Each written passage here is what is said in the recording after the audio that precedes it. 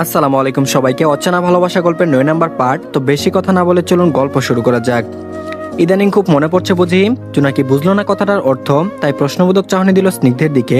স্নিগ্ধ কাঁটা চামচ দিয়ে একটা ফলের টুকরো মুখে পুরে দিয়ে বলল, তোমার আসক্ত এক পুরুষের কথা বলছি, সারাদিন তো সেই এক ভাবনা নিয়েই পড়ে থাকো। জোনাকি বলল, স্নিগ্ধ ভাই আবারও? আমি বলেছি তো সেটা শুধু মজা করে বলেছিলাম। স্নিগ্ধ গম্ভীর করলো নিজের মুখটা। হঠাৎ তার মুখভঙ্গির পরিবর্তন দেখে জোনাকি ঢুক গিলে নড়চড়ে বসলো। স্নিগ্ধ খুব স্বাভাবিকভাবেই বলল, ওকে, মজা করে বলেছ তো, আমিও মজা হিসেবে নিয়েছি। জোনাকি মনে মনে খুশি হলো, কিন্তু স্নিগ্ধের পরবর্তী কথাগুলো শুনে তার চোখ জোড়া বড় হয়ে গেল। তারপর বলল, তোমার ভার্সিটির একটা ছেলের সাথে দেখা হলো, সেই ছেলে বলেছে ইউ হ্যাভ সামওয়ান, এন্ড আমি সেই ছেলের কথা সিরিয়াসলি নিয়ে ভাবছি। জোনাকি বলল, কে? কোন ছেলে? কি বলেছে? কি বলছেন আপনি এসব? জোনাকি কাদো কাদো মুখ করে বলল। স্নিগ্ধ গম্ভীর মুখে পরিবর্তন আনলো না, সে নিজের মতো করে খাচ্ছে আর কথা বলছে। সে আবারও বলল, তোমার ওই ক্লাসমেট নামটা কি যেন? অপু, সেই বলেছে আমাকে। জোনাকি বলল, অপু? আপনি মিথ্যা বলছেন তাই না? জোনাকি ভ্রু গুটিয়ে জিজ্ঞেস করলো। স্নিগ্ধ অবাক হলো না, সে ভাবলিসীন ভাবে বলল, আমার কি লাভ লস আছে নাকি মিথ্যা বলে? আমার সাথে কোনোভাবে দেখা হয়েছিল, and তোমার সাথে সেম ভার্সিটিতে পড়ে দেখে আমি জিজ্ঞেস করেছিলাম, সেই বলেছে তুমি একটা ছেলের পিছু পড়ে আছো। জোনাকি বলল, আমি ছেলে একটার পিছু পড়ে আছি? অপু, ওই অপু আপনি মিথ্যা বলেছে, সে তো আপনাকে ভালোভাবে চেনেই না, একবার মাত্র তার সাথে কথা হয়েছিল, তাও আবার। স্নিগ্ধ ভ্রুকুচকে তাকালো, তার মানে পাশের অংশটা কি? জোনাকি বলল, একটা সিনিয়র ভাই আমাকে পছন্দ করতো, তাই অপু এসেছিল আমার কাছে সেই কথা জানাতে। তখন আমার সাথে তার কথা হয়েছিল, এর চেয়ে বেশি আমি ওকে চিনিই না, তাহলে ও কেন এই কথা বলবে? আর বললেও সে মিথ্যা বলেছে। বলে জোনাকি দাঁড়িয়ে গেল আর স্নিগ্ধের দিকে একবার তাকিয়ে ডাইনিং রুম থেকে বেরিয়ে গেল। সিঁড়ি দিয়ে নিজের ঘরে যাবে, তখন দেখলো কায়রা নামক মেয়েটা বাড়ির ভেতর ঢুকছে। জোনাকি সেদিকে একবার তাকিয়ে ঘরে চলে গেল। তার রাগ হচ্ছে ওই অপুর উপর, সে তো স্নিগ্ধকে পুরো কথাই বলেনি। অপু নামক ছেলেটা তাকে অনেক প্রেসার দিয়েছিল যাতে সিনিয়র ভাইয়া অর্থাৎ জিসানের সাথে সম্পর্কে যায়। জিসান ছিল সিনিয়র গ্যাং এর লিডার, সে সুবাদে তার নাম ডাকও ছিল, তাই তো অপু তাকে জোর করতো যাতে জিসানের সাথে সম্পর্ক করে। তাহলে তো তারই লাভ। যেদিন ভার্সিটি দিত সেদিন ওই জিসান তার গ্যাং তাকে জ্বালাতো, আশেপাশে ঘুরঘুর করতো। জোনাকিকে অতিরিক্ত প্রাধান্য দেওয়াটাই ছিল জিসানের কাজ, অর্থাৎ তার সবকিছু যেন অতিরিক্ত কেয়ার দেখাতো, যা জোনাকির মোটেও পছন্দ ছিল না। জোনাকি নিজের ব্যাগটা থেকে কটা সাদা রঙের জামা নিয়ে ওয়াশরুমে ঢুকে একেবারে গোসল করে নিল। আসতে দেরি হয়ে গেল, তাই এখনই করে নিল। আর বাইরে যে গরম পড়েছে, গোসল না করে গেলে আবার বেশি গরম লাগবে। যাই হোক, জোনাকি সাদা সুতির গোল জামাটা পরে একটা সাদা ওড়না পরলো, তার সাথে চুলটাকে আপাতত খোলাই রাখলো, শুকালে তবে কাটা দিয়ে বেঁধে নিবে বলে ভেবে রেখেছে। তার ঘরে উমা আসলো, সে উমাকে দেখে এগিয়ে গেল। উমা বলল, রেডি তো জোনাকি? তোমার ভাইয়া ডাকছে। জোনাকি বলল, হ্যাঁ ভাবি রেডি, চলো। বলে নিজের সাইড ব্যাগটা নিয়ে উমার সাথে বেরিয়ে গেল ঘর থেকে। বসার ঘরে নীরব বসেছিল, তাদের আসতে দেখে উঠে দাঁড়ালো। স্নিগ্ধ নিজের ঘড়িটা ঠিক করতে করতে সিঁড়ি দিয়ে নামছিল। নীরব তাকে দেখে আবারও বলল, স্নিগ্ধ এত ফাস্ট রেডি হয়ে গেলে? আমি তো ভেবেছিলাম তোর মেয়ের মতো আটা ময়দা মাখতে সময় লাগবে। জোনাকি আর উমা তাকালো স্নিগ্ধের দিকে। স্নিগ্ধ নিজের কালো চশমাটা চোখে পড়তে পড়তে জবাব দিল, আটা ময়দা তোর বোনকে এনে দিব, আমি কেন লাগাতে যাব? জোনাকি চোখ ছোট ছোট করে তাকালো, সব কথাই তাকেই পচাতে হবে শুধু। নীরব হাসলো আর বলল, আমার বোন ন্যাচারাল বিউটি ভাই, তুই আটা ময়দা আনলে ওর লস খাবি? স্নিগ্ধ হালকা হাসলো আর বলল, লাভ লস কিছুই বুঝে নাই স্নিগ্ধ, যা বুঝে তাহলে নিজের মতো করে সবকিছু ঠিক রাখা। স্নিগ্ধের কথা শুনে জোনাকির পেটে একটা কথা আসলো, আর সে সেটা চেপে রাখতে না পেরে মুখে হাসি চেপে বলল, তাহলে এবার আপনার নিজের লাভ লস হিসাব করা শিখতে হবে স্নিগ্ধ ভাই। সবাই জোনাকির কথা শুনে একসাথে হেসে উঠলো। রিয়া আর কায়রা ডাইনিং এ ছিল, তারাও এদিকেই আসছিল। তারাও জোনাকির কথাটা শুনে আর হাসিতে ফেটে পড়লো। কায়রা হাসতে চায়নি, কিন্তু হাসিটা চেপে রাখতে পারেনি। স্নিগ্ধ গম্ভীর মুখে স্বাভাবিকভাবে বলল, যেন তার এই হাসাহাসিতে সামান্য ইন্টারেস্ট নেই। তারপর বলল, নীরবের একমাত্র বোন, লাভ লসের হিসাব আমার কষ্ট হয় না, কারণ আমার লাভটা আগে থেকেই বোঝা আছে, এন্ড লাভটা বুঝে শুনে আমি সবটা নিয়ন্ত্রণে রাখি। জোনাকি একটু থমকে গেল, বুঝতে পারলো স্নিগ্ধের কথায় সে নিজেই ফেসে গেছে। চারপাশে সবাই হাসিতে মেতে উঠলো। কায়রাও হাসি চেপে রাখতে পারলো না। জোনাকি মুখ কাচুমাচু করে বলল, বুঝেছি, তুমি সায়েন্স থেকে কমার্সে চলে গেছো। স্নিগ্ধ একটু মুচকি এসে তারপর কালো চশমাটা আরেকটু ঠিক করে নিয়ে বলল, আমার ডিকশনারিতে কমার্স আর সায়েন্স সব পাবে, তাই একটা থেকে অন্যটায় যাওয়ার কষ্টটা আর করতে হয় না। জোনাকি আবারও বাস খেয়ে গেল, মুখটা চুপসে গেল, শুধু নিজের পেটের কথা মুখে এনে ফেসে গেল। এখন সবাই হাসছে ইচ্ছে মতো। জোনাকি নীরবের দিকে তাকিয়ে বলল, ভাইয়া আমি যাচ্ছি বাইরে, তোমরা আসো। বলে ধুপধাপ পা ফেলে বাইরে চলে গেল। আবারও সবাই হেসে উঠলো।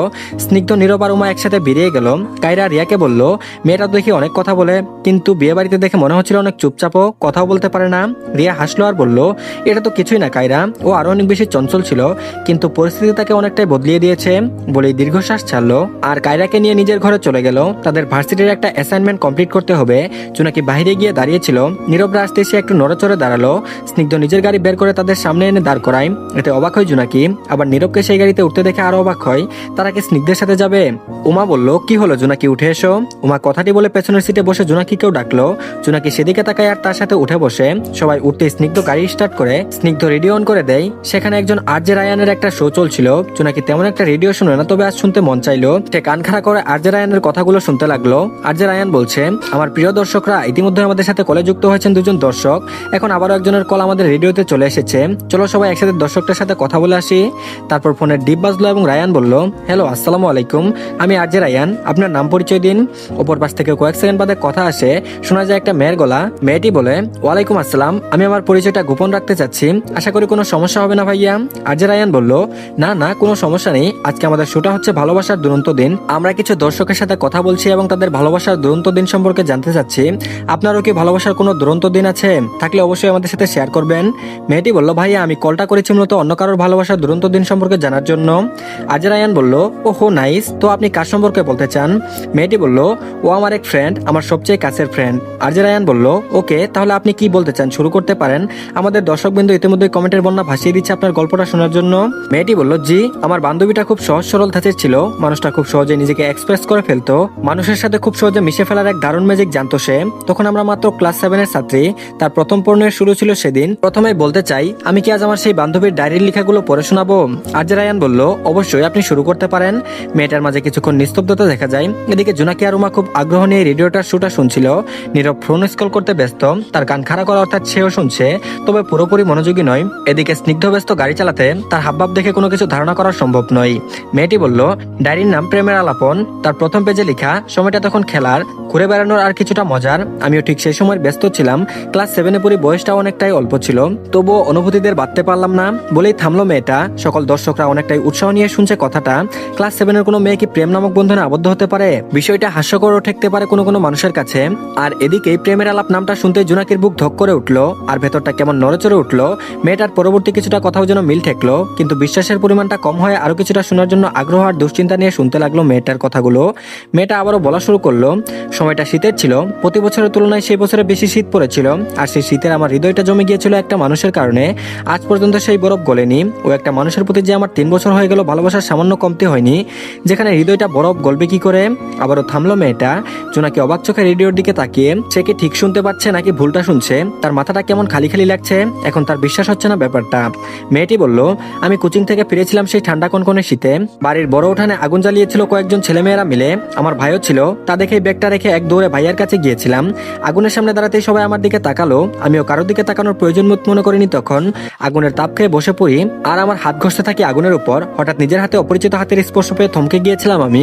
কারো মুগ্ধ করা কণ্ঠ শুনে তাকিয়েছিলাম সেই মানুষটার দিকে, আর অমনি আমার ছোট হৃদয়টা বাধা পড়ে স্নিগ্ধ নামক কিশোরের সাথে। জোনাকির নিউরনগুলো স্বয়ংক্রিয় হতে শুরু করলো। নীরব ব্যাপারটা শুনেছে সেই রেডিওতে থাকা মেয়েটার বান্ধবী কোনো স্নিগ্ধ নামক ছেলের প্রেমে পড়েছিল। তাই উমার নীরব একসাথে হেসে উঠলো। নীরব হাসতে হাসতে স্নিগ্ধের দিকে তাকিয়ে বলল, ভাই দেখ, মেয়েটা তো তোর প্রেমে পড়ে গেছে। স্নিগ্ধ, তোর বউকে পেয়ে গেছি, এখনই কল করে এই শুটাতে, আর মেয়েটার থেকে ওর বান্ধবীর নাম্বারটা নিয়ে নে। বলে আবারও হাসলো। জোনাকি মুখটাকে নিচু করে বসে আছে। সে পারছে না হাফসাকে মেরে পুঁতে ফেলতে। মেয়েটা তার মান সম্মান কিছুই রাখছে না, পাবলিকের সামনে তার ভালোবাসার কাহিনীটা প্রদর্শন করে ফেলেছে। পরের কথাগুলো শোনার মতো ধৈর্য হলো না জোনাকির। সে কিছুটা জুড়েই বলল, স্নিগ্ধ ভাই বন্ধ করো রেডিওটা। সবার হাসির মাঝে এমন কথা শুনে সবাই থেমে যায়, আর জোনাকির দিকে তাকায়। নীরব তো বলেই ফেলে, জোনাকি কি হলো? কিছুক্ষণ আগে তো আগ্রহ নিয়ে তাকিয়েছিলি, এখন আবার কি হলো? রেডিওতে মেয়েটির কণ্ঠ শোনা যাচ্ছিল, কিন্তু জোনাকির মনটা ভারী হয়ে যাচ্ছিল। সেই ডায়েরির প্রতিটি শব্দ যেন তার অতীতের জীবনের প্রদর্শন খুলে দিচ্ছিল, সেই ছোটবেলার অনুভূতিগুলো যা সে কখনো প্রকাশ করেনি। নীরবের কথায় জোনাকি কিছুটা অসহায় বোধ করছিল। ওদের কেউই জানে না এই গল্পটা তার নিজের জীবনের গল্প। তার প্রেমের কাহিনী এখন অন্য কণ্ঠে প্রকাশ পাচ্ছে, অথচ সে কোনোদিনই প্রকাশ করতে চায়নি। মেয়েটির কণ্ঠ আবারও শোনা গেল। সে বলল, আমি ওর চোখের দিকে তাকাতেই বুঝেছিলাম এই মানুষটি হবে আমার জীবনের প্রথম এবং শেষ ভালোবাসা, কিন্তু সেই ভালোবাসা আজও আমার কাছে রয়ে গেছে অধরা। জোনাকির বুক ধক করে উঠলো। সে আর সহ্য করতে পারছিল না, দ্রুত বলল, স্নিগ্ধ ভাই রেডিওটা বন্ধ করুন। স্নিগ্ধ ভ্রু গুটিয়ে জোনাকির দিকে তাকালো, আর তারপর রেডিওটা বন্ধ করে দিল। গাড়ির ভেতর নীরবতা নেমে এলো। স্নিগ্ধ আর নীরব পরস্পরের দিকে তাকালো। নীরব কিছু বলতে যাচ্ছিল, কিন্তু স্নিগ্ধ তাকে থামিয়ে দিল। সবাই জোনাকির দিকে তাকিয়ে থাকলো, কিন্তু জোনাকি চোখ নিচু করেই রইল, যেন কারোর সাথে চোখাচোখি করতে চাইছিল না। গাড়ির বাতাস ভারী হয়ে উঠলো। কেউই জানে না ঠিক কি ঘটছে। কিন্তু জোনাকির মনটা যেন শত শত অনুভূতির মাঝে আটকে আছে। গাড়ি একটা বড় বিল্ডিং এর সামনে থামতে একে একে সবাই নেমে দাঁড়ালো, তবে স্নিগ্ধ ছাড়া। জোনাকি সেদিকে একবার তাকালো, তবে কিছুই বলল না। নীরবের কাছ থেকে বিদায় নিয়ে স্নিগ্ধ চলে গেল। জোনাকির ভেতর থেকে একটা দীর্ঘশ্বাস বেরিয়ে আসলো। তারা তিনজন মিলে সেই বিল্ডিং এর 3 তলার ফ্ল্যাটে আসে। সেখানকার দারোয়ান তাদের সাহায্য করে এবং ফ্ল্যাট পর্যন্ত পৌঁছে দেয়। তারা ফ্ল্যাটের ভেতর প্রবেশ করে। ফ্ল্যাটটা মাঝারি আকারের হলেও সুন্দর ছিল। পুরো ঘরটাই ছিল সাদা রঙের, টাইলস গুলো ছিল সাদা রঙের, তাই দারুণ লাগছিল দেখতে। তারা ঘুরে ঘুরে সবটা দেখলো। ঘরটা প্রত্যেক মাসে পরিষ্কার করে রাখা হয়, তাই যেমন একটা ধুলোবালি নেই। তারা বাসাটা ভালোভাবে দেখে নেয়। জোনাকির ঘরটা হয় মাঝখানের এক পাশে, তার জন্যই ভালো হয়েছে। ঘরটাও বড়ও না ছোটও না, একটা ছোট বারান্দাও আছে, যার কারণে খুব খুশি হয়েছে জোনাকি। এই বারান্দায় দাঁড়িয়ে রাস্তা দেখতে পারবে, চন্দ্রবিলাস, রাতবিলাস, সূর্যবিলাস সব করতে পারবে। তারা সবাই কিছুক্ষণ বাদে বেরিয়ে পড়লো সুপার মার্কেটে যাওয়ার জন্য। আপাতত কিছু প্রয়োজনীয় জিনিস নিয়ে আসতে হবে, যাতে অন্তত বাসায় শিফট হতে পারে তারা। আর এদিকে সুপার মার্কেট থেকে অনেক জিনিসপত্র কিনে নিয়ে বাসায় ফিরে প্রায় দুপুর 3টা বেজে যায় নীরবদের। বাসায় এসে কিনে আনা বেডটা বিছিয়ে শুয়ে পড়লো। ফ্যান নেই যে গরম থেকে রক্ষা পাবে। উমা আর জোনাকি মিলে সব জিনিস গুছিয়ে রাখছিল। তারা সবাই বাইরে থেকে খেয়ে এসেছে, তাই আপাতত পেটটা শান্তিতেই আছে। এত সবের মাঝে জোনাকি হঠাৎ স্নিগ্ধের কথা মনে পড়ে গেল। কেন মনে পড়লো কে জানে, কিন্তু মনে হঠাৎ সে নামটা উকি দিতে লাগলো। সে উমার কাছ থেকে চলে আসে, তার থেকে নিজের ফোনটা নেই। তার একটা ফোন ছিল, তাও বাবা আচার মেরে ভেঙে ফেলেছে। তারপর আর ব্যবহার করা হয়নি ফোন।